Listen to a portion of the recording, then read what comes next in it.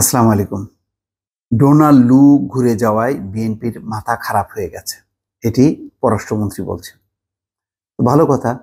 Donald লু বাংলাদেশে ঘুরে যাওয়ার পর কেন মাথা ঘুরে যাবে? বিএনপি কি বলেছে যে আমরা খুবই হতাশ? তা তো বলেনি। তারা একটাই বলেছে যে ডোনাল্ড লু যা বলেছে তাতে মার্কিন যুক্তরাষ্ট্র তাদের অবস্থান বদল করেনি।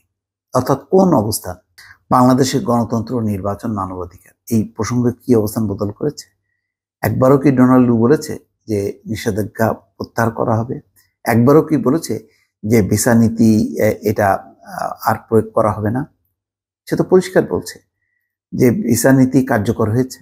আমরা তো জানি না যে তালিকাটা যদি পাওয়া যেত কখনো, তখন বলা যেত যে আসলে ভিসা নীতি কার্যকর হয়েছে কিনা। কিন্তু তারাই বলছে তো যে ভিসা নীতি তারা কার্যকর করেছে। পুলিশ, সরকারি দল, বিরোধী দল। এখন বিরোধী দলের ক্ষেত্রে অস্পষ্ট বিরোধী দল কোনটা?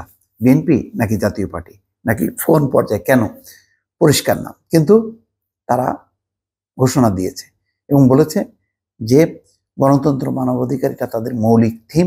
এটাকে ধরে নিয়ে তারা বাংলাদেশের সঙ্গে সম্পর্ক এগোবে। যেহেতু এখন নির্বাচনের প্রসঙ্গ নেই, সুতরাং এখন নির্বাচন নিয়ে তারা কথা বলবে না। নির্বাচন নিয়ে তারা যে কথা বলেছিল, তারা চেষ্টা করেছিল বাংলাদেশে একটা ডায়ালগের মধ্যে দিয়ে অবাধ সুষ্ঠু নির্বাচন করা।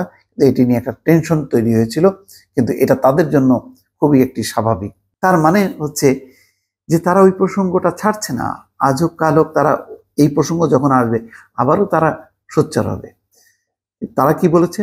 বলেছে বিদ্যমান সম্পর্কের সাথে আরো নতুন নতুন বিষয় নিয়ে তারা সরকারের সাথে এনগেজমেন্ট হচ্ছে। তারা মনে করে সরকারের সাথে এনগেজমেন্ট হওয়া মানে দেশের জনগণের সঙ্গে এনগেজমেন্ট হওয়া।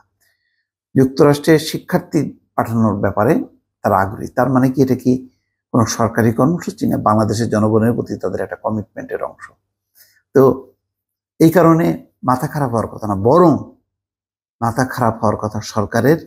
ডোনাল্ড লু তার সরকারি সফরের প্রথমেই সালমান এফ রহমানের কাছে জানতে চেয়েছে মার্কিন বিনিয়োগকারীরা কবে টাকা পাবে।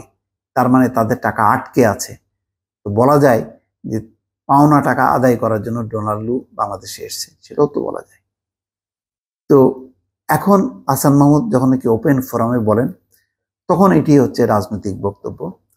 তো তিনি বলছেন যে মাথা খারাপ হয়ে গেছে। এখন মার্কিন যুক্তরাষ্ট্র যতক্ষণ না যদি বলতেন যে আমরা আগের যে আমাদের নির্বাচন বা এ নিয়ে এটা একটা ভুল ছিল, আমরা সরি, নিষেধাজ্ঞা আমরা প্রত্যাহার করব, তাহলে না বলা যায় যে না, মার্কিন যুক্তরাষ্ট্র সরি, তারা তাদের আগের চরিত্র পাল্টেছে এবং তারা নতুন করে বাংলাদেশ সরকারের সঙ্গে তারা কাজ করতে চায়। তা তো না, তারা তাদের আগের অবস্থানটা ধরে রেখেই সেটাকে সঠিক মনে করে এবং এখন যে সরকার আছে সেই সরকারকে নিয়ে তারা এগোতে চায়।